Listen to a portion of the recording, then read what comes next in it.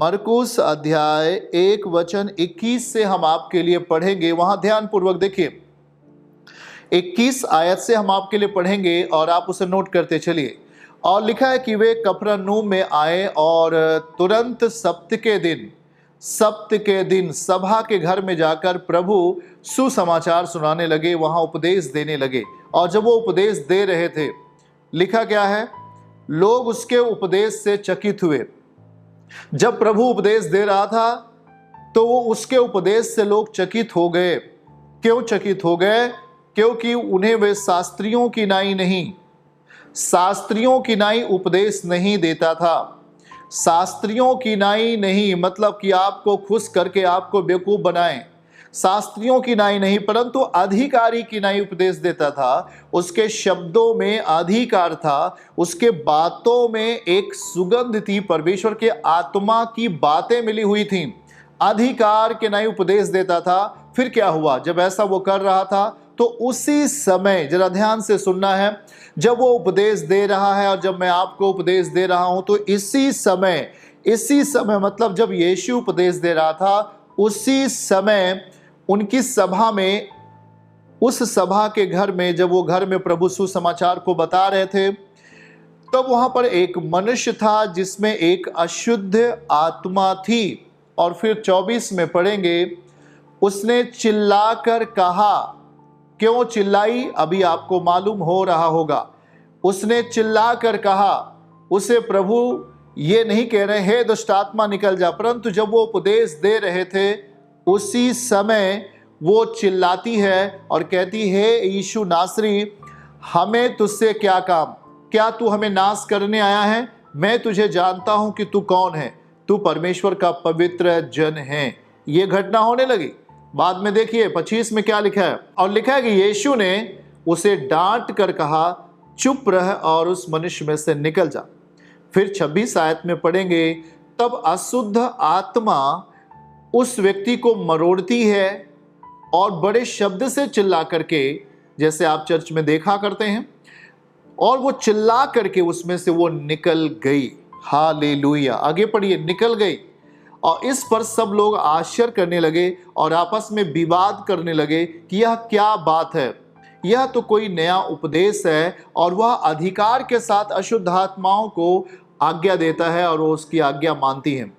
28 में पढ़ेंगे, और फिर लिखा है कि तब उसका नाम तुरंत गलील के आसपास के सारे जगहों पर देशों में फैल गया।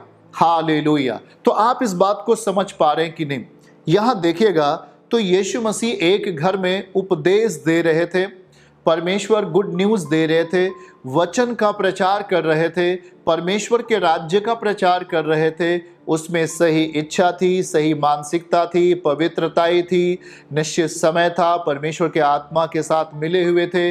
वो परमेश्वर जब इस रीति से परमेश्वर वचन को प्रकट कर रहे हैं, यीशु वचन को प्रकट कर रहे हैं, तो स्वाभाविक है वहां पर परमेश्वर की सामर्थ्य प्रकट होनी है। यहाँ पर जब यीशु प्रचार कर रहे हैं तो उनके प्रचार में एक अधिकार है, एक सामर्थ्य है। उपदेश को जब भी आप प्रचार करते हैं, सच्चाई के साथ, विनम्रता के साथ, दीनता के साथ, पवित्रताई के साथ, नम्रता के साथ, याद रखना है आपके मुख से निकलने वाले वचन सामने की जिंदगी को सही कर रहा है।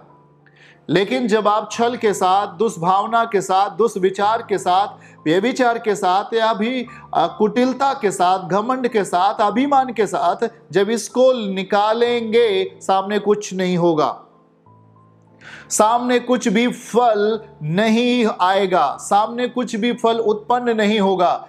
वहां पर शोक होगा, वहां पर सुनना, एक उबाऊ जीवन होगा, और एक तरीके से वहां सब कुछ अंधियारा सा होगा। लेकिन जैसे ही आप परमेश्वर के वचन को अधिकार के साथ बोलना शुरू करेंगे, अपने जीवन में उस वचन के लिए सही दशा को तैयार करेंगे, अपनी जुबान को सही चीजों के लिए बोलेंगे, अपनी आंखों को सही चीजों के लिए देखेंगे, अपने विवेक को सही चीजों के लिए सोच लेंगे, वो आपके लिए सही चीजें प्रकट करेगा। हालेलुया। और यही कारण है भाई बहन कि हम जब यहाँ, इसीलिए प्रभु कह रहा है, पौलुस कह रहा है कि हमें किसी व्यक्ति की बुद्धि पर निर्भर नहीं होना है, हमें उसकी सामर्थ्य पर निर्भर होना है, उसकी सामर्थ्य पर निर्भर होना है, उसकी सामर्थ्य। और यहाँ देखिए, जब प्रभु इस कलीसिया में, घर कलीसिया में प्रचार कर रहे हैं, तो यहाँ पर एक व्यक्ति के अंदर दुष्ट आत्मा है। वो चिल्ला उठा, वो रुक नहीं पाया, वो ठहर नहीं सका, वो अपने आप को और देरी तक रोक नहीं पाया और वो चिल्लाने लगा। चिल्लाना शब्द तब आता है जब वो घायल होता हो, जब उसे कोई मारता हो, जब उस पर कोई चोट लगी हो, जब उसे कोई दर्द होता हो, तभी वो चिल्लाता है।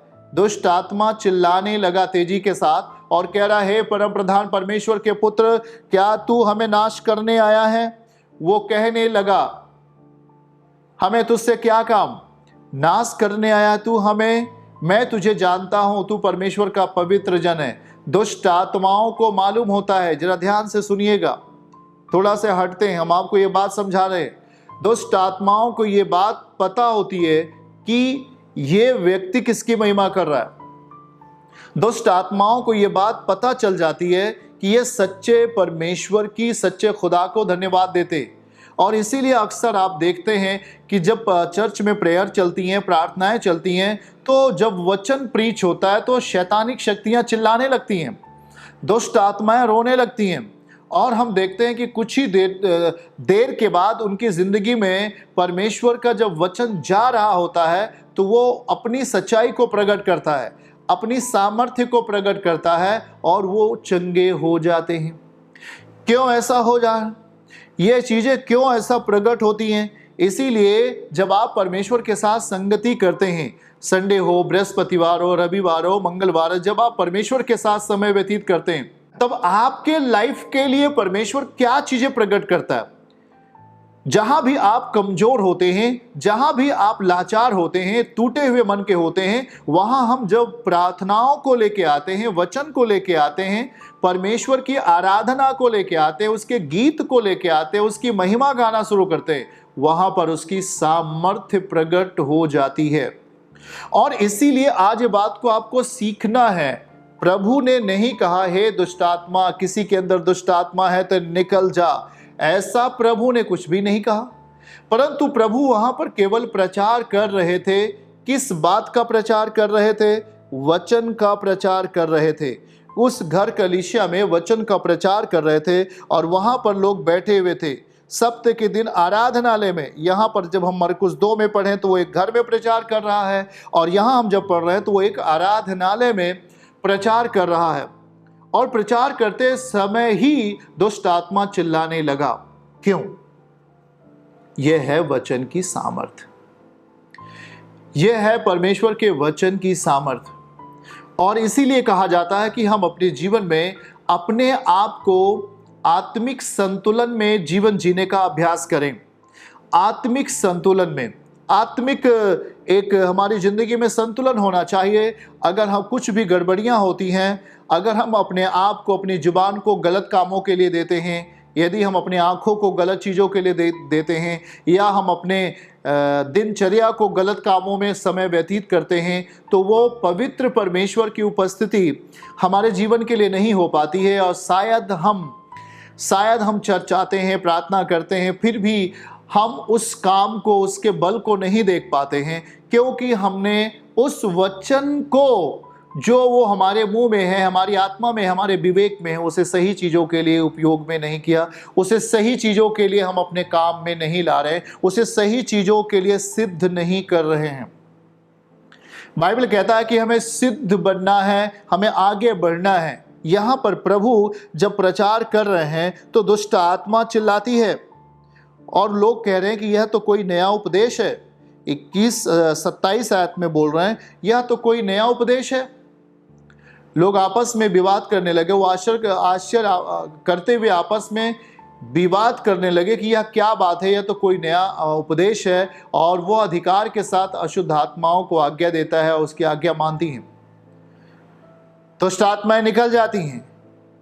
ये बल, ये सामर्थ्य कहां से आ रहा है? ये आपके लिए है, ये आपके लिए भी है। प्रभु ने आपके लिए भी कहा है।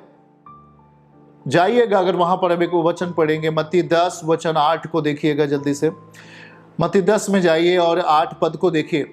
वहां पर आपके लिए भी कुछ अधिकार दिए गए हैं जिसे आपको जानने की जरूरत है। लिखा है कि बीमारों को चंगा करो और मरे हुओं को जिलाओ, कोढ़ियों को शुद्ध करो, दुष्ट आत्माओं को निकालो। तुमने सेतमेत में पाया है, सेतमेत में दो। ये तो यहां लिखा हुआ है। ये चीज आप कर सकते वचन के सही नियमों के साथ। अगर हम मरकुस में जाएंगे 16 अध्याय में पढ़ेंगे और वहां पर पढ़ेंगे 17 और 18, तो वहां पर देखिए भी ये बात लिखा गया है। क्या लिखा गया, हम पढ़ेंगे उस अधिकार को विषय में। लिखा है विश्वास करने वालों में ये चिन्ह होंगे। आप विश्वास करते हैं तो ये चिन्ह भी प्रकट होगा। ये चिन्ह होंगे कि मेरे नाम से दुष्ट आत्माओं को निकालोगे। यीशु के नाम का सदुपयोग आप कर सकते हैं। नई नई भाषा बोलेंगे, अन्य भाषा बोल सकते, सांपों को उठा लेंगे। यदि वे प्राणनाशक वस्तु भी पी जाएं तो भी उनसे कुछ हानि ना होगी। वे बीमारों पर हाथ रखेंगे और वे चंगे हो जाएंगे। परमेश्वर का आत्मा का ये काम है।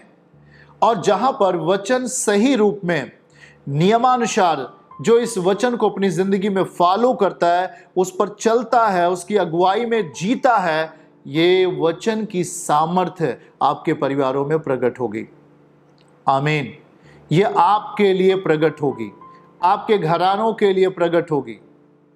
क्योंकि परमेश्वर का आत्मा जब वचन सही चीजों के लिए जाता है तो उसके साथ परमेश्वर का आत्मा काम करता है। उसके नियमों के साथ परमेश्वर का वचन काम करता है। बाइबल कहता है कि परमेश्वर वचन भेजता है, वचन भेजता है। फिर बाइबल कहता है कि जो योग्य होगा उसी पर आशीर्वाद ठहरेगा। मतलब अगर आप योग्यता की बात देखें या वचन जब भेजा जाता है तो वो काम कैसे करता है, जब आप उस वचन से जुड़े हुए लोग हैं, जब आप उस वचन को अपनी जिंदगी में पूर्णता अधिकार के साथ इस्तेमाल करते हैं, जब उस वचन के साथ जीने का अभ्यास आप कर रहे हैं, तो वो वचन आपके लिए आत्मिक रीति से बल बनता है और वो सही रूप में प्रकट होकर आपके बीच में चिन्हों को प्रकट करता है, चिन्हों को दिखाता है और आपके जीवन को संतुलित करता है।